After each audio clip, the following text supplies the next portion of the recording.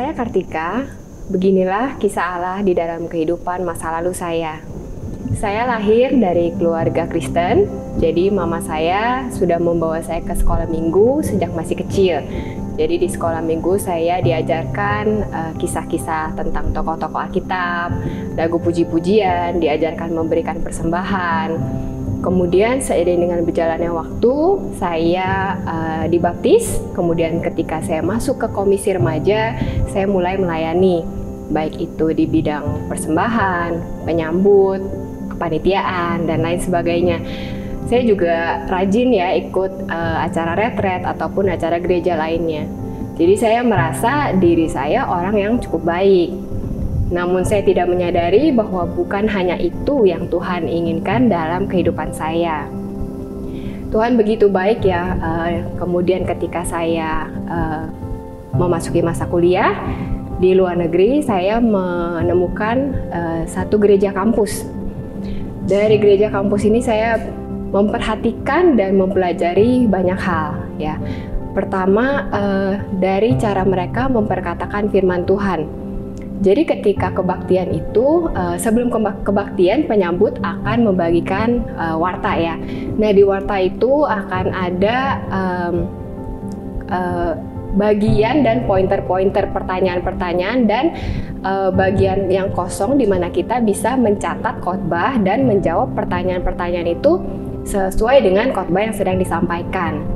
Kemudian ketika saya mencoba menjawab semua pertanyaan ini, saya jadi dituntut untuk berpikir ulang ya, memikirkan kembali tentang kebenaran yang baru saja dikhotbahkan berikut penerapannya secara konkret.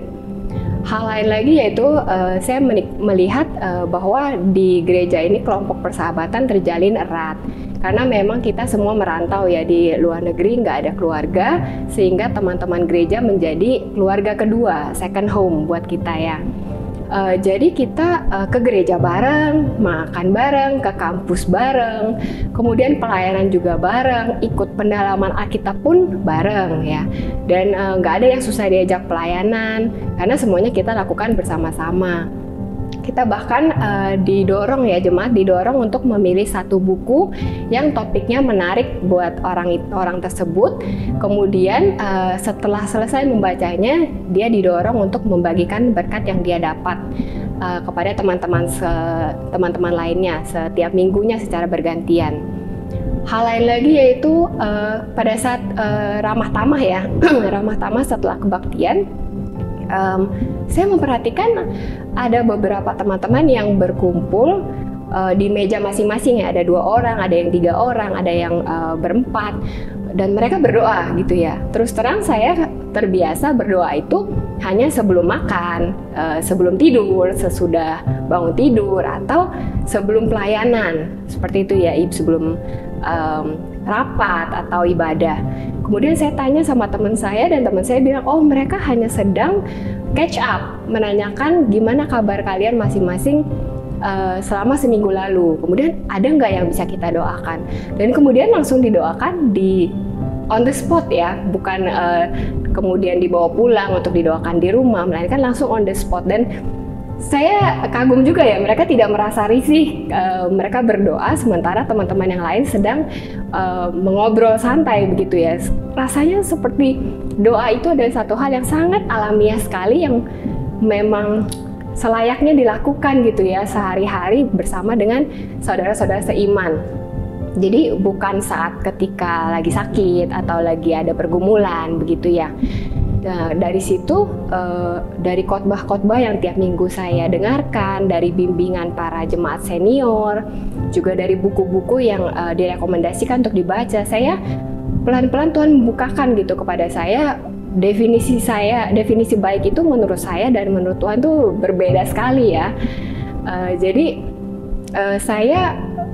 mulut saya mengatakan bahwa dia itu Tuhan, tapi saya belum memperlakukan dia sebagai Tuhan.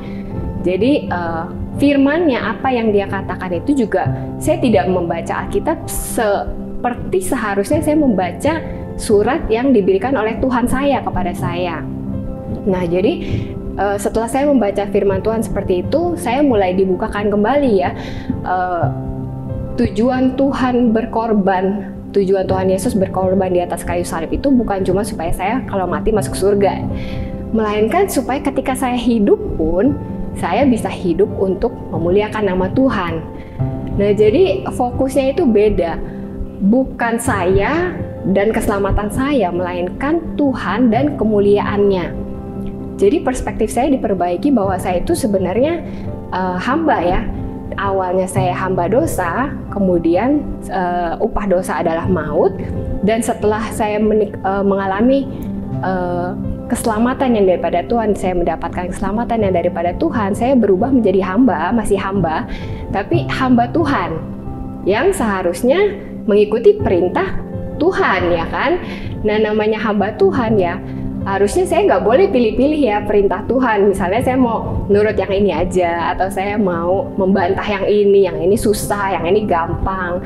Nah, itu kan tidak bisa seperti itu. Dan untuk melakukannya itu ya memang itulah saya harus butuh berdoa dan meminta kekuatan daripada Tuhan. Jadi saya sangat bersyukur akan pengenalan dan pemahaman baru ini ya yang bisa saya dapatkan dari Tuhan, yang Tuhan izinkan saya dapatkan begitu ya, bahwa sebaik apapun saya tuh kalau tanpa belas kasihan Allah itu tidak ada gunanya, tidak ada manfaatnya, karena saya juga tidak bisa menyelamatkan diri saya sendiri. Jadi saya berpegang pada Roma pasal 9 ayat 15 sampai 16 ya. Sebab ia berfirman kepada Musa, aku akan menaruh belas kasihan kepada siapa aku mau menaruh belas kasihan, dan aku akan bermurah hati kepada siapa aku mau bermurah hati. Jadi itu semua bukan karena kehendak dan usaha manusia, melainkan karena kemurahan Allah.